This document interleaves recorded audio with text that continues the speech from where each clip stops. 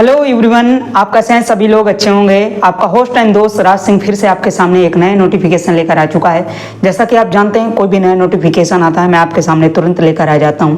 आज जो नोटिफिकेशन आपके सामने लेकर आया हूं, power grid corporation limited of India की तरफ से ये वैकेंसी निकल कर आई है, जो विद्युत मंत्रालय द्वारा ये वैकेंसी फिलअप करवाई जाती है। जो कैंडिडेट ITI किए हुए हैं और जो है ऐसा कुछ डिप्लोमा वगैरह किए हुए हैं, उनके लिए बहुत अच्छी खुशखबरी होने वाली है।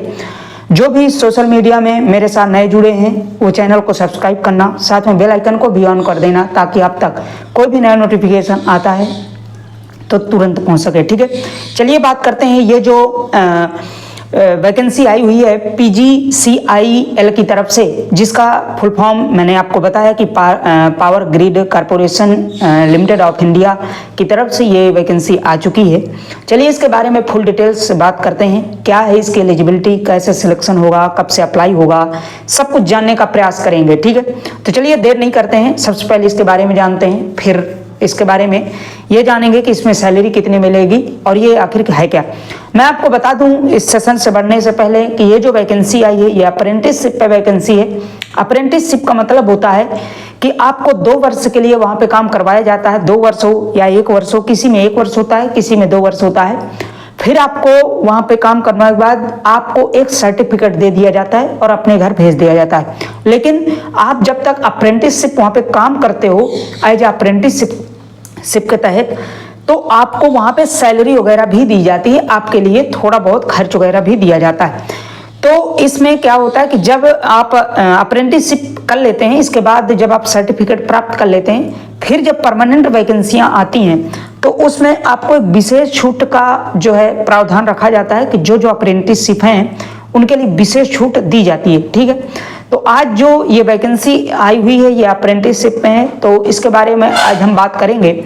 साथ में ये भी जानेंगे कि इसका जो है हमें सैलरी कितनी मिलेगी जब हम अप्रेंटिसशिप में होंगे। तो चलिए इसमें बात करते हैं। सबसे पहले मैं बता दूं कि 2024 का नोटिफिकेशन जो विद्युत मंत्रालय द्वारा ये जारी किया गया है। जो विद्युत मंत्रालय होता है उसमें ये वैकेंसी वहीं से जारी की जाती है। ठीक है, अप्लाई डेट की इसमें बात करें तो अप्लाई डेट इसमें जो है 20/8/2024 से इसका अप्लाई डेट शुरू हो चुकी है, और लास्ट डेट की बात करें तो 8/9/2024 तक इसमें अप्लाई डेट होने वाली है। पूरा आपको जो है 18 दिन का इसमें समय मिलेगा, 18-19 दिन का आप अप्लाई कर पाएंगे। ठीक है, एग्जाम डेट की बात करें तो इसमें एग्जाम होगा या मेरिट लिस्ट जारी की जाएगी, उसके बारे में आगे बात करते हैं। जैसे होगा आपके लिए नोटिफाई किया जाएगा आपके जीमेल में, फोन नंबर पे। ठीक है, इससे बढ़ने से मैं पहले बता दूं कि जब भी आप फॉर्म इसमें अप्लाई करें, अपना सब कुछ एकदम राइट और जेन्युइन जानकारी भरें, एक बार प्रीव्यू कर लें, उसके बाद आप फिलअप करें। कभी कभी होता है कि आप जो है फोटो वगैरह, सिग्नेचर वगैरह थोड़ा सा मतलब थोड़ा सा अनक्राइटेरिया रूप से आप जो है फिलअप कर देते हैं, तो वहीं पे जब आपका वेरिफिकेशन होता है पूरा फॉर्म, तो आपका फॉर्म कैंसिल हो जाता है। ठीक है, तो याद रखेंगे कि उसमें थोड़ा सा आप जांच लेंगे अपने एड्रेस को, सब कुछ को, जीमेल को, फोन नंबर को, ताकि आपको कोई भी सूचना होती है तो जीमेल में और फोन में ही आपको जो है प्रोवाइड करवाई जाती है। ठीक है, आगे बात करें तो इसमें जो है फीस की बात करें तो जनरल, OBC, EWS के लिए और SC ST कोई भी कैंडिडेट है, फीमेल है, सभी के लिए 0 रुपये फीस इसमें रखी गई है। ठीक है, कोई कॉस्ट नहीं है। ठीक है, इसके बाद आप जैसे कई कैंडिडेटों का ये क्वेश्चन होता है कि या ऑल इंडिया भर सकेंगे या ऑल इंडिया के स्टूडेंट भरेंगे या कोई विशेष जो है स्टेट के स्टूडेंटों के लिए है। तो जब भी मैं कोई वैकेंसी लेकर आता हूं तो मैं आपको पहले क्लियर कर देता हूं कि ये जो मैं आज अभी ये वैकेंसी की बात करूं तो ये वैकेंसी ऑल इंडिया के स्टूडेंटों के लिए है, और जब भी कोई स्टेट की आती है मैं स्टेट के लिए बता देता हूं। ठीक है, तो ये जो वैकेंसी है, ठीक है, power grid corporation limited of India की, तो ये पूरे जो है आप ऑल इंडिया के जो स्टूडेंट है सभी लोग भर पाएंगे। ठीक है, आगे बात करें तो इसमें एज लिमिट की बात जो कही गई है, आपको जो है 18 से मिनिमम आपके 18 साल होना चाहिए। मैक्सिमम आपको अभी मेंशन नहीं किया गया है मैक्सिमम आपके कितनी होनी चाहिए।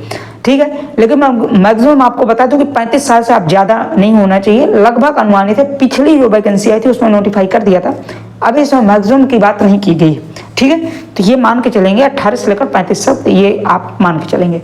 ठीक है, अब ये टोटल पोस्ट की बात करें तो टोटल पोस्ट जिसमें 1027 पोस्टें हैं, मतलब 1027 पोस्टें हैं टोटल, इसमें पोस्टें दी गई हैं और पोस्टें कैटेगरी वाइज दी गई हैं, मतलब अलग अलग जो ट्रेड्स हैं उसमें अलग अलग वैकेंसियाँ इसमें दी गई हैं। ठीक है, तो इसमें एलिजिबिलिटी भी अलग अलग ट्रेड्स हैं, अलग अलग एलिजिबिलिटी है। तो सबसे एलिजिबिलिटी की बात करें, इसके बाद ट्रेड्स के बारे में बात करेंगे। ठीक है, तो ट्रेड्स जैसे आप भरते हैं, कितने ट्रेड्स हैं, तो ITI यदि आप इलेक्ट्रिकल से भरते हैं तो आपकी एलिजिबिलिटी चाहिए, आपकी ITI सर्टिफिकेट इन इलेक्ट्रीशियन 2 वर्ष का जो कोर्स होता है, इसमें आप इलेक्ट्रीशियन का ITI यदि सर्टिफिकेट है आपके पास, कोर्स किए हुए हैं 2 वर्ष का, तो आप इसमें फिलअप कर पाएंगे।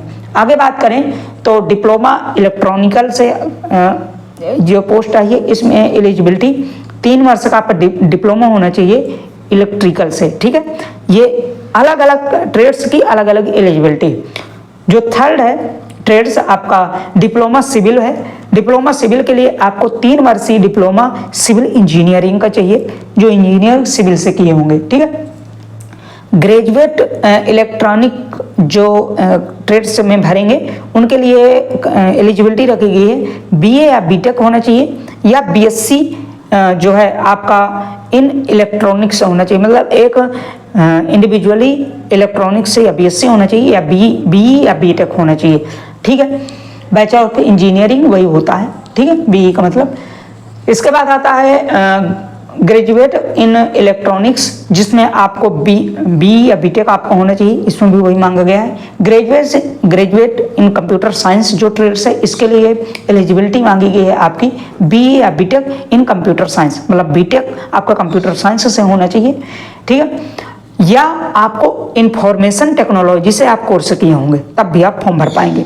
ठीक है, CRS जो CSR एक्सिक्यूटिव जो ट्रेड्स है, इसके लिए मास्टर ऑफ सोशल वर्क आपका होना चाहिए, मास्टर ऑफ सोशल वर्क से आप किए होंगे यदि कोर्स, तब आप इसमें एलिजिबल हो पाएंगे। ठीक है, नेक्स्ट है PR असिस्टेंट, जो कि आपकी PR असिस्टेंट में भरते हैं तो आपको एलिजिबिलिटी चाहिए bachelor degree in mass communication. ठीक है, तो ये रही आपकी पूरी जो है ट्रेड्स पूरी एलिजिबिलिटी।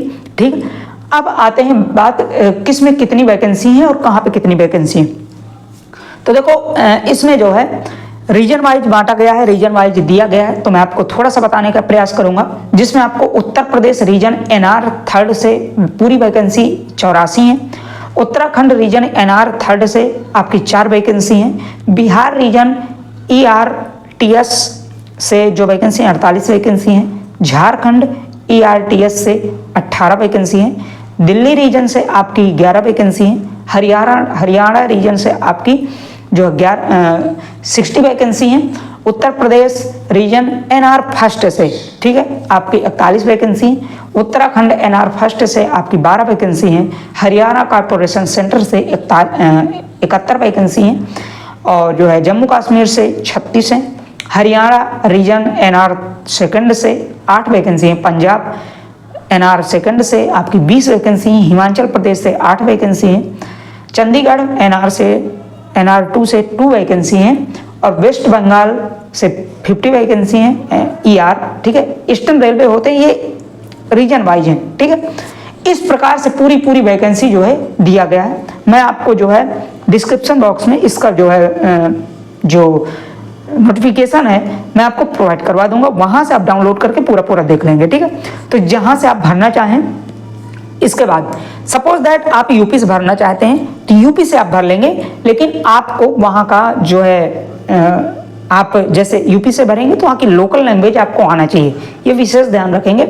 जहां से आप भरेंगे वहाँ की लोकल लैंग्वेज के लिए कहा गया है। ठीक है, तो यदि आप उत्तर प्रदेश से हैं, उत्तराखंड से भरना चाहें तो भर सकते हैं, लेकिन उत्तराखंड में जैसे आप हिंदी है, बहुत सी जगह हिंदी चलती है तो आप भर सकते हैं। बाकी जैसे आप बंगाल जाएंगे तो आपको बंगाली आना चाहिए। ठीक है, आप जैसे तमिलनाडु जाएंगे तेलुगु आना चाहिए, महाराष्ट्र जाएंगे इस प्रकार कन्नड़ वगैरह सब जो लैंग्वेज है आपको आना चाहिए, तभी आप भरेंगे। अदरवाइज वहाँ पे आप लैंग्वेज ही नहीं समझ पाएंगे तो करेंगे क्या।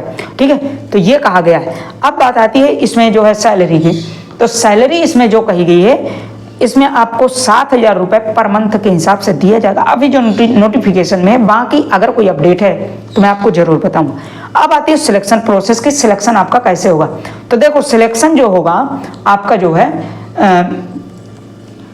जो कैंडिडेट ITI किए हैं या बीटेक किए हैं या BE किए हैं, जैसे आप ट्रेड्स वाइज हैं, ठीक है, ट्रेड्स वाइज जो आप फिलअप करेंगे फॉर्म, जैसे बीटेक में आप किए फॉर्म फिलअप, ठीक है, बीटेक में जो एलिजिबिलिटी मांगी गई है और जो पूरे आपके परसेंटेज है, जैसे बीटेक में आपके इंटर होना चाहिए, ग्रेजुएशन में बीटेक के मार्क होना चाहिए, मार्कशीट, उसी के हिसाब से पूरे नंबर को इंक्लूड करके आपकी मेरिट लिस्ट तैयार की जाएगी। इसमें मेरिट बेस से आपका सिलेक्शन होगा, इसमें कोई भी ऐसा जो है रिटन एग्जाम नहीं कहा गया है, ठीक है। तो याद रखेंगे मेरिट बेस से एग्जाम होगा, आपके पूरे नंबरों को लेकर आपकी मेरिट तैयार की जाएगी। जो भी ट्रेड से आप भरेंगे, जैसे सिविल से भरते हैं या BA या बीटेक जो भी आप भरेंगे ट्रेड से, और जो एजुकेशन उसमें मांगा है, एलिजिबिलिटी मांगा है, उसी के तहत आपकी मेरिट लिस्ट तैयार होगी और आपका फाइनल मेरिट लिस्ट तैयार किया जाएगा, ठीक है। तो याद रखेंगे ये आपका सिलेक्शन प्रोसेस है। अब बाकी कोई भी अपडेट या सूचना आएगी मैं आप तक तुरंत पहुंचाऊंगा। साथ में ऐसी अपडेट लाता रहता हूं, अपने दोस्त या फ्रेंडों में जरूर शेयर करिए। जो भी ऐसे कोर्स किए हैं, डिप्लोमा वगैरह, डिग्री वगैरह लिए हुए हैं, वो जरूर इस फॉर्म को भरें। देखो यार, अप्रेंटिसशिप कोई बुरी बात नहीं होती, अप्रेंटिस में आप भरिए, आपको एक अनुभव ही होता है, ठीक है। अदरवाइज घर में क्या है कि वैसे भी आप बैठे ही हैं, अप्रेंटिस कर लेंगे, कुछ अनुभव होगा, स्किल जो है आपकी डेवलप होगी, तो कुछ ना कुछ वहाँ पे सीख ही मिलेगी, ठीक है। वैसे भी कुछ दिया भी जाता है, बैलेंस भी, तो इस प्रकार से सैलरी भी दी जाती है, ठीक है। तो बाकी शेष ऐसी कोई अपडेट आती है मैं आप तक तुरंत पहुँचाऊँगा, और साथ में अपने दोस्तों यार में शेयर करते रहिए। आप ऐसे ही इस चैनल के साथ बने रहिए, मैं जो भी अपडेट आती है तुरंत पहुँचाता हूँ। चलिए मिलते हैं नेक्स्ट अपडेट के साथ, तब तक के लिए bye bye, okay, thank you, जय हिंद, जय Bharat, okay, thank you so much.